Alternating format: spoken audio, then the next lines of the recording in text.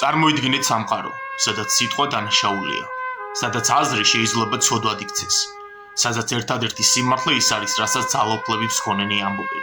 ეს არ არის წარმოსახვა, ეს რეალობა იყო. საუკუნეების განმავლობაში ადამიანები ცეცხლში იწოდნენ, იმის გამო რომ არ სწამდათ ისე, როგორც სხვებს სურდათ. მათი სხეულები შებოჭილი იყო ბორბალზე, გონება კი გავრკვევლობაში. ეს იყო დრო, როცა შიში უფრო ძლიერი იყო, ვიდრე რწმენა. ეს იყო დრო, როცა ღმერთის სახელით ეშმაკს ემსახურებოდნენ. ეს იყო ინკვიზიცია, სასამართლო, რომელსაც ღმერთი უნდა წარმოეჩინა, მაგრამ ჯოჯოხეთად აქცია ის, რაც მის გარშემო იყო. ინკვიზიცია, ლათინურად ინკვიზიტო, გამოძიება, იყო კათოლიკური ეკლესიის მიერ შექმნილი სასამართლო სისტემა, რომლის მიზანიც ერესის გამოვლენა, გამოძიება და დასჯა წარმოადგენდა. თუმცა ინკვიზიცია არ იყო მხოლოდ სარწმუნოებრივი ინსტიტუტი. ეს იყო მძლავრი პოლიტიკური და იდეოლოგიური იარაღი, რომელსაც კათოლიკური ეკლესია და ზოგჯერ სახელმწიფოები საკუთარი გავლენის გასაძლიერებლად იყენებდნენ. მაგრამ რა იყო ერესი და რატომ იყო ის ასეთი საშიში? ერესი ნიშნავს რელიგიურ სწავლებას, რომელიც ეწინააღმდეგება კათოლიკური ეკლესიის ოფიციალურ დოქტრინას. შუა საუკუნეებში ეკლესია ერთადერთ ჭეშმარიტ ინსტიტუტად მიიჩნევდა თავს და ყველას, ვინც მის მოძღვრებებს ეშქვეშაყენებდა, კაცობრიობისათვის საშიშ მტრად აღიქვამდა. რატომ ებრძოდნენ ერეტიკოსებს? უპირველეს ყოვლისა, ეს იყო რწმენის დაცვის მიზნით. ეკლესია ამტკიცებდა, რომ ერეტიკოსები ხალხს ასწნებდნენ ჭეშმარიტი სარწმუნოებისგან და ღმერთისგან განდგომის გზაზე აყენებდნენ. მათი აზრით, ეს მხოლოდ ინდივიდუალური ცოდვა კი არა, მთელი საზოგადოების საშიშროება იყო, რადგან დამღუპელი იდეები შეეძლოთ მასებშიც გაევრცელებინათ.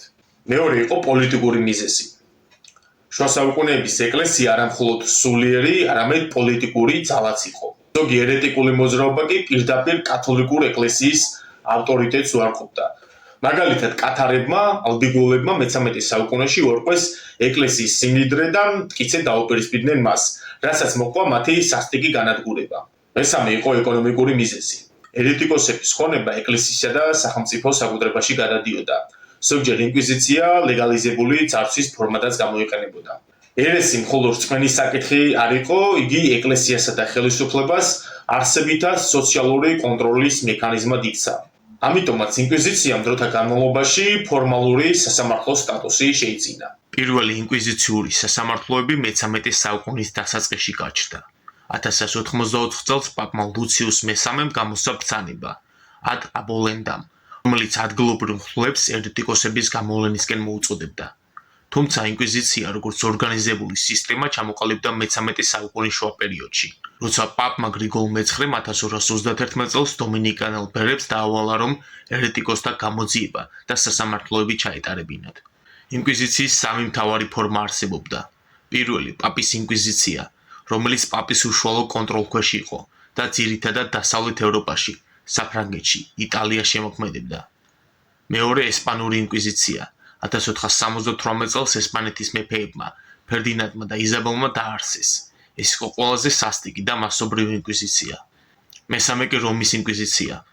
ინკვიზიციის მთავარი მიზანი იყო არა მხოლოდ ერესის აღმოფხვრა, არამედ საზოგადოების კონტროლი და ეკლესიის შეუვალობის დაცვა.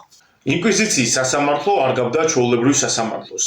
იგი უფრო გამოძიებისა და ბრალდების მექანიზმი იყო, სადაც ნებისმიერი საქმე სრულდებოდა ბრალდებულის დაკავებით და გასამართლებით. ბრალდებას სასამართლოს ხშირად ანონიმური წყაროებიც აწვდიდნენ. მეზობელი, ნათესავი ან შემთხვევითი მოწმე თავისუფლად შეიძლებოდა ყოფილიყო საიდუმლო ინფორმატორი. ბრალდებულ ხშირად არ ეუბნებოდნენ, ვინ უჩიოდა და რა ბრალდება ჰქონდა წაყნებული მას. წამება ლეგალური იყო და სასამართლო გამჟღავნების აუცილებელ მეთოდად მიიჩნეოდა. ყველაზე გავრცელებული მეთოდი იყო გაწელვა, tortera de tortosa, სხეულის გაწელვა ბორბლებზე და ერთ-ერთი ყველაზე ცნობილი იყო კოცონზე დაწვა, ერეტიკოსთა სულიერი განწმენდის მიზნით. შავდებულების დიდი ნაწილი სიკვდილით ისჯებოდა. ზოგჯერ დასჯას წინ უსწრებდა განწმენდის პროცესი, სადაც შავდებულები საჯაროდ აღიარებდნენ ცოდვებს. ამავდროულად ინკვიზიცია სულაც არ ცნობდა უდანაშაულობის პრეზუმპციას, პირიქით, ბრალდებულს უნდა დაემტკიცებინა, რომ იგი არ იყო დამნაშავე. ჯადოქრობისა და მაგიის წინააღმდეგ ბრძოლა ერთ-ერთი ყველაზე ცნობილი ასპექტია ინკვიზიციის ისტორიაში. თუმცა მისი რეალური მასშტაბები ხშირად გადაჭარბებით აღიქმება. კათოლიკური ინკვიზიცია, განსაკუთრებით რომის ინკვიზიცია, შედარებით სკეპტიკურად იყო განწყობილი ჯადოქრების პროცესებისადმი. ეკლესია არ აღიქვამდა ყველა მაგიას ერესად, თუმცა მე-16 საუკუნეში ჯადოქრობისა და სატანიზმის კავშირი უფრო მეტად გავრცელდა და ის მძიმე დანაშაულად მიიჩნიეს. ჯადოქრების დევნა ჯერ კიდევ შუა საუკუნეებიდან იწყება, თუმცა აქტიური რეპრესიები განსაკუთრებით გვიანი შუა საუკუნეებიდან და ადრეული ახალი ხანიდან იწყება. მეორე მე-19 საუკუნეებში კათოლიკური ეკლესია ოფიციალურად აცხადებდა, რომ ჯადოქრება არ არსებობდა და ვის ჯადოქრობაზე საუბრობდა, თავად ცდებოდა. მაგალითად, კარლოს დიდის კანონებში ნათქვამია, რომ ჯადოქრობის არსებობის დაჯერება წარმართულ რწმენას წარმოადგენდა. მე-14 საუკუნიდან კი ჯადოქრობა უფრო მეტად დაუკავშირეს ერესს, განსაკუთრებით იმიტომ, რომ ზოგი რელიგიური სექტა სატანის მსახურებაში დაადანაშაულეს. 1484 წელს პაპმა ინოკენტი მერვემ გამოსცა ბულა, რომელიც ჯადოქრობის წინააღმდეგ ბრძოლას ამკვიდრებდა. ეს დოკუმენტი საფუძვლად დაედო ინკვიზიციის მიერ ჯადოქრობის დევნას. ესპანეთის ინკვიზიცია ჯადოქრობის საქმეებს ძალიან სერიოზულად ეკიდებოდა, განსაკუთრებით მე-16 და მე-17 საუკუნეებში. 1609-1614 წლებში ბასკეთში ჯადოქრების მასობრივი დევნა დაიწყო, რომელსაც ხელმძღვანელობდა ინკვიზიტორი პიერე დე ლანგრესი. 7000-ზე მეტი ადამიანი გამოიძახეს, თუმცა საბოლოოდ უმეტესობა მხოლოდ ქართველებით განთავისუფლდა. მიუხედავად იმისა, რომ ინკვიზიცია აქტიური იყო ესპანეთსა და იტალიაში, ყველაზე სისხლიანი ჯადოქრების დევნა მოხდა გერმანიასა და საფრანგეთში, სადაც ძირითადად სეკულარულმა სასამართლოებმა ათასობით ადამიანი დაწვეს კოცონზე. ჯადოქრთა დევნის უკან რამდენიმე ძირითადი მიზეზი იდგა: რელიგიური რეფორმაცია, კათოლიკებისა და პროტესტანტების დაპირისპირებების დროს ორივე მხარე ჯადოქრებს ბრალსდებდა სატანის მსახურებაში, პოლიტიკური და სოციალური არასტაბილურობა, ომების, შიმშილისა და დაავადებების დროს ხალხი ხშირად ეძებდა დამნაშავეს, რაც ხელს უწყობდა ჯადოქრების წინააღმდეგ ბრალდებების წამოყენებას და ფემინიზაციის ელემენტი. ჯადოქრობაში ბრალდებულთა უმეტესობა ქალები იყვნენ, რომლებიც დამოუკიდებლად ცხოვრობდნენ. ესპანეთის ინკვიზიცია იყო ერთ-ერთი ყველაზე სასტიკი და ხანგრძლივი რელიგიური ტრიბუნალი ევროპაში. მისი ოფიციალური დასაწყისი 1468 წელს ესპანეთის მონარქების ფერდინანდ მეორე არაგონელისა და იზაბელა პირველი კასტილიელის მიერ მოხდა. მიუხედავად იმისა, რომ ინკვიზიცია ლეგალურად 1834 წელს გაუქმდა, მისი გავლენა ესპანურ საზოგადოებაზე საუკუნეების განმავლობაში იგრძნობოდა. ესპანეთის ინკვიზიციას გააჩნდა განსაკუთრებული ინფორმატორთა ქსელი.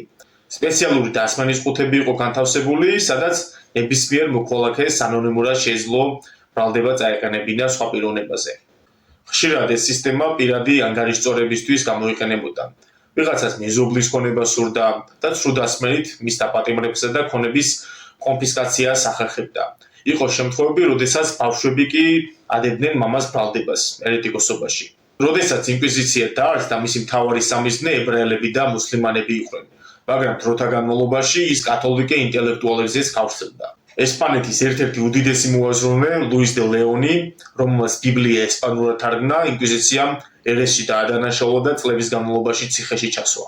ინკვიზიციის ყველაზე სკანდალური პროცესები სხვადასხვა ქვეყნებში მოხდა. ტოლედო აუტოს დე ფა 1486-1490 წლებში. ეს იყო პირველი მასობრივი პროცესი ტოლედოში. 250-ზე მეტი ებრაელი და კონვერსო კოცონზე დაწვეს. ეს იყო პირველი შემთხვევა, როდესაც ინკვიზიციამ მთლიანად გაანადგურა ერთი ქალაქის ინტელექტუალური ელიტა. მეორე იყო მადრიდის დიდი აუტო დე ფა 1680 წელს. ინკვიზიციის პიკი.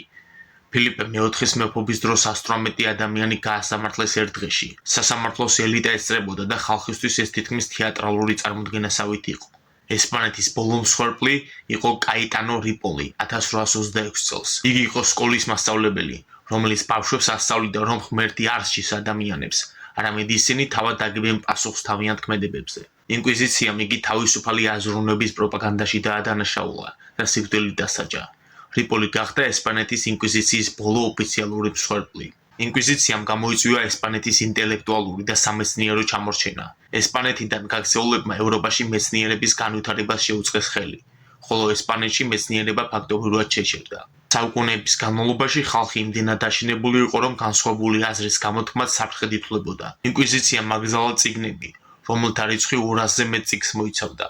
ინკვიზიციის მეშვეობით მიგელ დე სერვანტესის ნაწარმოებების ნაწილიც კი ცენზურას დაექვემდებარა. ინკვიზიცია აღარ არსებობს, მაგრამ მისი სული შესაძლოა ყველგან იყოს, სადაც შის უმართავი ძალა მართავს.